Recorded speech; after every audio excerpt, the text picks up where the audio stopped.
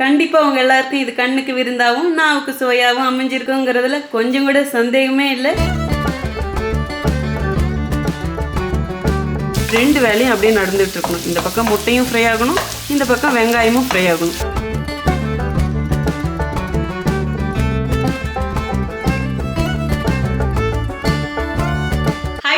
Welcome to cook with Sangeetha. இன்னைக்கு நம்ம பார்க்க போகிறது முட்டை சாதம். ஆமாங்க, உங்களெல்லாம் ஒரு சிலர் கேட்டிருந்தீங்க, அக்கா நாங்கள் பேச்சுலராக இருக்கிறோம், எங்களுக்கு ஈஸியாக செய்கிற மாதிரி நிறைய ரெசிபி செஞ்சு காமிங்கன்னு சொல்லிட்டு இந்த முட்டை சாதத்தை பேச்சுலருக்கு மட்டும் இல்லைங்க எல்லாருக்குமே பிடிக்கிற மாதிரி செஞ்சு காட்ட போகிறேன். ஏன் சின்னவங்கலேருந்து பெரியவங்க வரைக்கும் ரசிச்சு சாப்பிடுவாங்க, அந்த அளவுக்கு டேஸ்ட்டாக இருக்கும். இந்த முட்டை சாதத்தோட ஸ்பெஷல் என்னன்னு பார்த்தீங்கன்னா ஃப்ரைட் ரைஸ் கணக்காக செய்ய போகிறோம். ஆனால் வீட்டில் இருக்கிற சாதாரணமான அரிசி வச்சு தான் செய்ய போகிறோம். பாஸ்மதி ரைஸ், ஜீரக சம்பா அரிசியில் தான் செய்யணும்னு கிடையாது.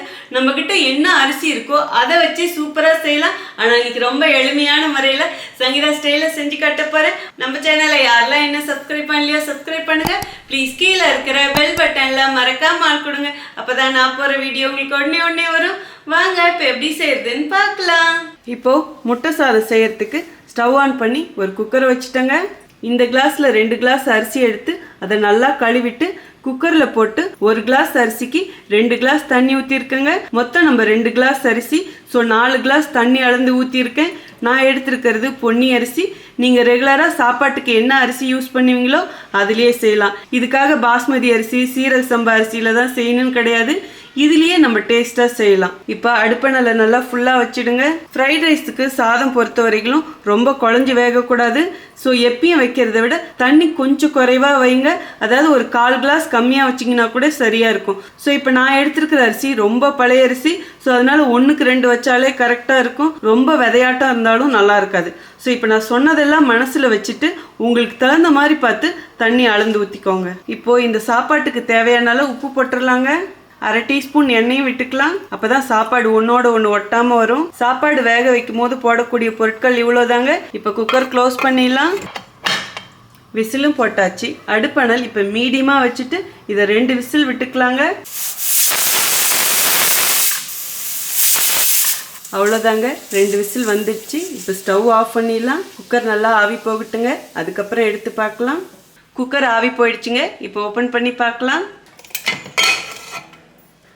இப்போ சாப்பாடு ஓப்பன் பண்ணோடனே ஜஸ்ட் ஒரு 4-5 ட்ராப் அப்படியே மேலே ஆயில் விடுங்க. நம்ம முன்னையே விட்டுருக்கோம், ஆனால் இப்பயும் இப்படி விடும்போது தான் சாப்பாடு ஒன்றோட ஒன்று ஒட்டாமல் இருக்கும். இப்போ இந்த சாப்பாட்டை உடனே அகலமான ஒரு பாத்திரத்தில் கொட்டிடலாங்க. இப்போது சாப்பாட்டை அப்படியே நல்லா பரவி கொடுங்க. கட்டி இல்லாமல் அப்படியே எடுத்து கொடுங்க. இப்போ பாருங்க, ஒவ்வொரு சாப்பாடும் அப்படியே தனித்தனியாக உதிரியாக இருக்குது. இந்த மாதிரி தான் இருக்கணும். இப்போ இந்த சாப்பாடு அப்படியே இருக்கட்டுங்க, நல்லா ஆறட்டும். இப்போ நம்ம ஃப்ரைட் ரைஸ்க்கு தாளிக்க ஆரம்பிச்சிடலாம். இப்போது முட்டை சாதம் செய்கிறதுக்கு ஸ்டவ் ஆன் பண்ணி ஒரு பாத்திரம் வச்சுட்டேங்க. நல்லா அகலமான பாத்திரமாக எடுத்துக்கோங்க. தேவையான அளவு எண்ணெய் ஊற்றிக்கலாங்க. இப்போ அடுப்பணல் நல்லா ஃபுல்லாக வச்சுடுங்க. எப்பயுமே ஃப்ரைட் ரைஸ் செய்கிறதுக்கு அடுப்பணல் நல்லா ஃபுல்லாக வச்சு செய்யணும். அடுப்பணல் ஃபுல்லாக வச்சு செய்யும் போது தான் நல்லா ஸ்மோக்கி ஃப்ளேவர் கிடைக்கும். 10 பல்லு பூண்டு எடுத்து அதை நல்லா பொடியாக கட் பண்ணி வச்சுருக்கேங்க. அதுவும் இதிலே போட்டுக்கலாம். இப்போ இந்த பூண்டு லேசாக செவக்கிற வரைக்கும் வதக்கலாங்க. அடுப்பணல் நல்லா ஃபுல்லாகவே தான் இருக்கணும். நீங்கள் எடுத்துருக்கிற பாத்திரம் நல்லா திக்கானதாக எடுத்துக்கோங்க. பூண்டு செவக்க ஆரம்பிச்சிடுச்சுங்க. இந்த அளவுக்கு வதக்கினா போதும். இந்த பூண்டு அப்படியே ஒரு பக்கமாக இப்போ தள்ளி விட்டுடுங்க. 6 முட்டை எடுத்து உடச்சி வச்சுருக்கேன். இப்போ இந்த முட்டையும் இதிலே ஊற்றிடலாங்க. நான் 6 முட்டை போட்டிருக்கேன். நீங்கள் இதை விட கூடி குறைச்சும் போட்டுக்கலாம். இப்போது இந்த முட்டைக்கு தேவையான அளவு உப்பும் போட்டுக்கலாம். அப்படியே முட்டை ஊற்றின பக்கமே அது மேலே தூவி விடுங்க. கொஞ்சமாக அப்படியே மிளகு தூளும் இந்த முட்டை மேலேயே தூவிக்கலாங்க. அடுப்பணல் ஃபுல்லாகவே இருக்கட்டும். இப்போ இந்த முட்டையை அப்படியே லேசாக கிளறி கொடுங்க. அதாவது உங்களுக்கு ரொம்ப பொடியாக இருந்தால் பிடிக்குமா, இல்லை கொஞ்சம் கட்டியாக இருந்தால் பிடிக்குமா, அதுக்கு தகுந்த மாதிரி கிளறி கொடுங்க. எனக்கு கொஞ்சம் கட்டியாக இருந்தால் பிடிக்கும். ஸோ அதுக்கு தகுந்த மாதிரி நான் கிளறேன். சும்மா அப்படியே பொடி மாஸ் மாதிரி பண்ணிங்கன்னா அப்படியே ரொம்ப தூளாகிடும். இப்போது இந்த முட்டை அப்படியே ஒரு பக்கம் இருக்கட்டுங்க. பாருங்கள், வெங்காயத்தாளில் கீழே வெங்காயம் இருக்கும் இல்லைங்களா, ஸோ அந்த வெங்காயத்தை ஒரு கைப்பிடி கட் பண்ணி வச்சுருக்கேன். அதுவும் இதிலே போட்டுக்கலாம். மேலே இருக்கிற வெங்காயத்தாள் இப்போ போட வேண்டாம், அதை நம்ம லாஸ்ட்டாக போட்டுக்கலாம். இப்போ இதையும் அப்படியே கிளறி கொடுங்க. இந்த வெங்காயத்தாளில் இருக்கிற வெங்காயத்தை போடும்போதும் ரொம்ப சுவையாக இருக்கும். சப்போஸ் உங்ககிட்ட வெங்காயத்தாளோடைய வெங்காயம் இருந்தால் போடுங்க, இல்லைன்னா நார்மலாக நீங்கள் பெரிய வெங்காயமே ஒரு வெங்காயம் போட்டுக்கலாம். இப்போ அப்படியே இந்த முட்டையும் உடச்சி கொடுங்க. 2 வேலையும் அப்படியே நடந்துகிட்டு இருக்கணும். இந்த பக்கம் முட்டையும் ஃப்ரை ஆகணும், இந்த பக்கம் வெங்காயமும் ஃப்ரை ஆகணும். வெங்காயம் ஃப்ரைட் ரைஸ்க்கெலாம் பார்த்திங்கன்னா ரொம்ப வதக்கூடாது.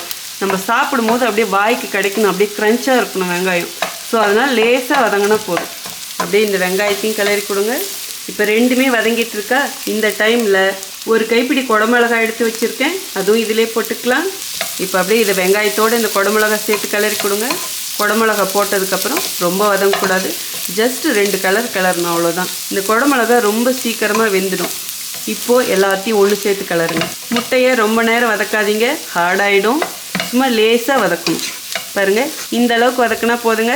இப்போ தேவையான சாஸு காரப்பொடி எல்லாம் போட்டுக்கலாம். 1.5 டீஸ்பூன் சோயா சாஸும் ஊற்றிக்கலாங்க. சோயா சாஸ் அதிகமாக ஊற்றுனீங்கன்னா ரொம்ப கசப்பாக இருக்கும். ஸோ நீங்கள் எவ்வளோ சாதம் எடுக்கிறீங்களோ அதுக்கு தகுந்த மாதிரி ஊற்றிக்கோங்க. 1 டீஸ்பூன் க்ரீன் சில்லி சாஸும் ஊற்றிக்கலாங்க. நீங்கள் உங்கள் காரத்துக்கு ஏற்ப போட்டுக்கோங்க. டொமேட்டோ சாஸும் 1.5 டீஸ்பூன் போட்டுக்கலாங்க. இப்போது இது எல்லாத்துக்கும் சேர்ந்த மாதிரி இன்னும் கொஞ்சம் உப்பு போட்டுக்கிறேங்க. 1/2 டீஸ்பூன் மிளகுத்தூளும் போட்டுக்கலாங்க. இப்பயும் கொஞ்சம் மிளகுத்தூள் போடணும், சாதம் போட்டதுக்கு அப்புறமும் போடணும். இப்போ எல்லாத்தையும் ஒன்று சேர்த்து கிளறி கொடுங்க. இதில் ரொம்ப நேரம் வதக்க வேண்டாம், ஜஸ்ட் ஒரே ஒரு நிமிஷம் இதை வதக்கினா போதும். இந்த அளவுக்கு வதக்கினா போதுங்க. சாதம் நல்லா ஆறிடுச்சிங்க. இப்போ கொட்டிடலாம். அடுப்பணல் ஃபுல்லாகவே இருக்கட்டும். 2 கரண்டி வச்சுட்டு இங்கே பாருங்கள், இப்படி லேசாக கிளறி கொடுங்க. அடுப்பணல் ஃபுல்லாக தான் இருக்கணும். ஸோ இதெல்லாம் நல்லா மிக்ஸ் ஆகிற வரைக்கும் அப்படியே கிளறி கொடுத்துடணுங்க. ஆனால் சாதம் உடையாமல் பார்த்துக்கணும். சாதம் கொஞ்சம் விதையாட்டம் இருக்கணும், அப்போ தான் உடையாது.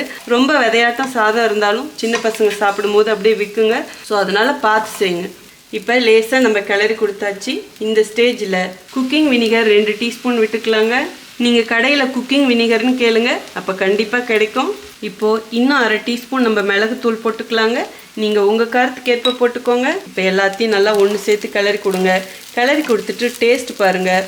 உப்பு காரம் உங்களுக்கு தகுந்த மாதிரி அட்ஜஸ்ட் பண்ணிக்கோங்க. உப்பு பத்தலாம் உப்பு போடுங்க, காரம் பத்தலாம் இன்னும் கொஞ்சம் மிளகுத்தூள் போட்டுக்கோங்க. நான் வந்து இன்றைக்கி சாப்பாட்டு அரிசியில் பண்ணியிருக்கேன், அதாவது சாதாரணமாக நம்ம வீட்டில் செய்கிற அரிசியில். ஈவன் நீங்கள் இதே பாஸ்மதி ரைஸில் செய்யலாம், சீரக சம்பாவிலையும் செய்யலாம். ஆஃபீஸ் போகிறவங்களுக்கு ஸ்கூல் போகிறவங்களுக்குலாம் இந்த மாதிரி ஈஸியாக செஞ்சு கொடுத்துடலாம். டேஸ்ட்டாகவும் இருக்கும். நீங்கள் இது ஒரு லஞ்ச் பாக்ஸ் ரெசிபியாக செஞ்சு கொடுங்க, எல்லோரும் ரொம்ப விரும்பி சாப்பிடுவாங்க. அடுப்பணல் ஃபுல்லாக வச்சுட்டு 2 நிமிஷத்துக்கு இங்கே பாருங்கள், இது இப்படி கிளறி கொடுத்துக்கிட்டே இருங்க. நல்லா இந்த சாதம் ஃப்ரை ஆகணும், அப்போ தான் அந்த ஃப்ரைட் ரைஸ் டேஸ்ட் வரும். கலர் வந்து எனக்கு கொஞ்சம் கம்மியாக இருக்குது, ஸோ இன்னும் கொஞ்சம் நம்ம சோயா சாஸ் ஊற்றிக்கலாம். நீங்கள் உங்களுக்கு தகுந்த மாதிரி அட்ஜஸ்ட் பண்ணிக்கோங்க. இதையும் சேர்த்து கிளறி கொடுங்க. இந்த அளவுக்கு கிளறினா போதுங்க. இப்போ லாஸ்ட்டாக இதில் சின்னதாக ஒரு க்யூஸ் பட்டரும் போட்டுக்கலாங்க. பட்டர் போடுறது ஆப்ஷனல் தான், பட் போட்டிங்கன்னா நல்லா ஃப்ளேவர்ஃபுல்லாக இருக்கும். கடையில் பார்த்தீங்கன்னா அஜினோமோட்டோலாம் போடுவாங்க, அது இன்னும் டேஸ்ட் கூடுதலாக இருக்கும். பட் அஜினோமோட்டோ வந்து நமக்கு உடம்புக்கு நல்லதில்லைன்னு சொல்லுவாங்க, அதனால் நான் போடல. லாஸ்ட்டாக ஒரு கைப்பிடி வெங்காயத்தாலும் போட்டுக்கலாங்க. நல்லா பொடியாக கட் பண்ணி போடுங்க. எல்லாத்தையும் ஒன்று சேர்த்து நல்லா மிக்ஸ் பண்ணிக்கலாங்க. இந்த பட்டர் போடும்போதும் செம்ம வாசனையாக இருக்கும். ஆக்சுவலாக கேப்சிகம் இருந்தால் போடுங்க, இல்லைன்னா பரவாயில்ல. பட் ஃப்ரைட் ரைஸ் ஸ்டைலில் தான் நம்ம இன்றைக்கி செஞ்சுருக்கோம். அந்த மாதிரி செய்யும் போதும் குடமிளகாயும் வெங்காயத்தாலும் போட்டிங்கன்னா ரொம்ப சுவையாக இருக்கும். இப்போ எல்லாமே நல்லா மிக்ஸ் பண்ணி கொடுத்தாச்சு. இப்போ உடனே ஸ்டவ் ஆஃப் பண்ணிவிடுங்க. அவ்வளோதாங்க, சூப்பராக மணக்க மணக்க நம்ம முட்டை சாதம் ரெடி ஆயிடுச்சு. இதை முட்டை சாதம்னு சொல்லலாம், எக் ஃப்ரைட் ரைஸ்னு சொல்லலாம். ஸோ அந்த ஸ்டைலில் தான் செஞ்சுருக்கேன். இப்போ இதை நம்ம சர்விங் பவுலுக்கு மாற்றிடலாங்க. இப்போ அப்படியே மேலே கொஞ்சமாக கேப்சிகமும் போட்டுக்கலாம். இதெல்லாம் ஆப்ஷனல் தான். கொஞ்சமாக வெங்காயத்தாள். சாதாரணமாக இன்றைக்கி நம்ம வீட்டில் இருக்கிற அரிசி வச்சு சூப்பராக முட்டை சாதம் பண்ணியிருக்கேன். கண்டிப்பாக அவங்க எல்லாருக்கும் இது கண்ணுக்கு விருந்தாகவும் நாவுக்கு சுவையாகவும் அமைஞ்சிருக்குங்கிறதுல கொஞ்சம் கூட சந்தேகமே இல்லை. இப்போ எப்படி இருக்குன்னு டேஸ்ட் பார்க்கறதுக்கு முன்னாடி உங்களுக்கு தேவையான டிப்ஸ் கொடுத்துட்றேங்க. டெய்லி என்ன தான் செய்கிறது அப்படின்னு எல்லா லேடிஸ்க்குமே ஒரு கஷ்டம் இருக்கும். ஸோ இன்றைக்கி உங்களுக்கு ரொம்ப எளிமையாக இந்த முட்டை சாதத்தை செஞ்சு காமிச்சிருக்கேன். அதுவும் வீட்டில் இருக்கிற பொருட்களை வச்சு. நீங்கள் இதில் எல்லா பொருளுமே போடணுங்கிற அவசியம் கூட கிடையாது. சப்போஸ் உங்ககிட்ட சோயா சாஸ் இல்லைன்னா பரவாயில்ல, விட்டுடுங்க. ஆனால் மிளகுத்தூள் கண்டிப்பாக போடுங்க. ஈவன் குடமிளகாய் இல்லைன்னா கூட பரவாயில்ல. ஸோ நான் வீடியோவில் என்னெல்லாம் டிப்ஸ் சொன்னனோ அதை அப்படியே ஃபாலோ பண்ணுங்கள். மெயினாக ஃப்ரைட் ரைஸுக்கு சாதம் வைக்கிறது ரொம்ப ரொம்ப முக்கியம். நீங்கள் வடிச்சும் செய்யலாம், குக்கரில் வச்சும் செய்யலாம். இங்கே பாருங்கள், நான் வச்சிருக்க சாதம் நல்லாவும் வெந்திருக்கு, அதே சமயத்தில் சாதம் உதிரி உதிரியாகவும் இருக்குது. இதுதான் ரொம்ப முக்கியம். இந்த மாதிரி முட்டை சாதம் செய்யும் போது ரொம்ப குழஞ்சி போயிருந்தா அப்படியே கொழன்னு போயிட்டு நமக்கு அந்த ஃப்ரைட் ரைஸ் டேஸ்ட்டில் கிடைக்காது, அது ஒரு மாதிரி இருக்கும். அதே மாதிரி இன்றைக்கி நான் வந்து முட்டை வச்சு செஞ்சுருக்கேன். இதுக்கு பதிலாக சேம் நீங்கள் பன்னீர் வச்சு கூட செய்யலாம், அதுவும் டேஸ்ட்டு சூப்பராக இருக்கும். பன்னீர் வச்சு செஞ்சிங்கன்னா ரொம்ப நேரம் வதக்காதீங்க, அப்போ அப்படியே ரஃப் ஆகிடும் பன்னீர். இன்னொரு மெயினான விஷயம், சாதம் நல்லா ஆறணும். நீங்கள் சாதம் நல்லா ஆற வச்சு போடலைன்னா அப்படியே தண்ணி விட்ட சாதம் மாதிரி ஆகிடும். ஸோ வீடியோவில் நான் என்ன அளவுகள் சொன்னனோ அதே மாதிரி இப்போ என்ன டிப்ஸ் சொன்னனோ அதை அப்படியே ஃபாலோ பண்ணி செய்யுங்க. உங்களுக்கும் இதே மாதிரி முட்டை சாதம் சூப்பராக வரும். இப்போ நீங்கள் எப்படி முட்டை சாதம் ரொம்ப சிம்பிளாக செய்யலாம் அப்படிங்கிறத கற்றுட்டு இருந்திருப்பீங்க. இப்போ எப்படி இருக்குன்னு டேஸ்ட் பார்த்துடலாங்க. எனக்குலாம் ஃப்ரைட் ரைஸ்னால் கொள்ள ஆசை. அதுவும் ரோட் சைடில் செஞ்சு தருவாங்க பாருங்கள், அது மாதிரி எங்கேயுமே வராது. ஸோ நான் இன்றைக்கி அந்த மாதிரி தான் செஞ்சுருக்கேன், ஆனால் சங்கீதா ஸ்டைலில் செஞ்சுருக்கேன். இப்போ டேஸ்ட் பார்த்தலாம். வா, சூப்பராக இருக்கு. எல்லாமே அப்படியே கச்சிதமாக இருக்கு. நம்ம இன்றைக்கி சாதா ரைஸில் தான் செஞ்சோம், ஆனால் கொஞ்சம் கூட எந்த டிஃப்ரென்ஸும் தெரில. ஒரு ஃப்ரைட் ரைஸ் சாப்பிட்டா என்ன டேஸ்ட்டில் இருக்குமோ அதே டேஸ்ட்டில் தான் இருக்குது. ஏன்னா ஃப்ரைட் ரைஸ்க்கு என்னெல்லாம் போடுவோமோ அதை நம்ம போட்டிருக்கோம். Like soya sauce, tomato sauce, அதே மாதிரி சில்லி சாஸ் எல்லாமே போட்டிருக்கோம். மெயினாக பார்த்தீங்கன்னா வெங்காயத்தாள், பெப்பர் பொடி எல்லாம் போட்டிருக்கிறதுனால அப்படியே அசல் ரோட்டு கடையில் சாப்பிட்ற ஃப்ரைட் ரைஸ் மாதிரியே இருக்கு. ரொம்ப ரொம்ப டேஸ்ட்டாக இருக்கு. எனக்கு சாப்பிட்டுக்கிட்டே இருக்கணும் போல தான் இருக்கு. செம்மையாக இருக்குங்க. இன்றைக்கி ஒரு பிடிக்க போகிறேன். ஸோ கண்டிப்பாக நீங்களும் இதே மாதிரி செஞ்சு பார்த்துட்டு எப்படி இருக்குன்னு சொல்லிட்டு கமெண்ட் பாக்ஸில் சொல்லுங்கள். உங்களுக்கு இந்த ரெசிபி பிடிச்சதுன்னா ப்ளீஸ் மறக்காமல் ஃபஸ்ட்டு ஒரு லைக் கொடுத்துருங்க. ரொம்ப ரொம்ப பிடிச்சதுன்னா உங்கள் ஃப்ரெண்ட்ஸ் அண்ட் ஃபேமிலிக்கு ஷேர் பண்ணுங்கள். நீங்கள் இது வரைக்கும் எனக்கு கொடுத்துட்ருக்க அன்புக்கும் ஆதரவுக்கும் ரொம்ப ரொம்ப நன்றி. உங்களுக்கு என்ன ரெசிபி வேணுமோ ப்ளீஸ் அதுவும் கமெண்ட் பாக்ஸில் சொல்லுங்கள். இதே மாதிரி அடுத்த ஒரு ஸ்பெஷல் வீடியோவில் உங்களை சந்திக்கிறேன். Until then, see you. Bye bye. Love you all.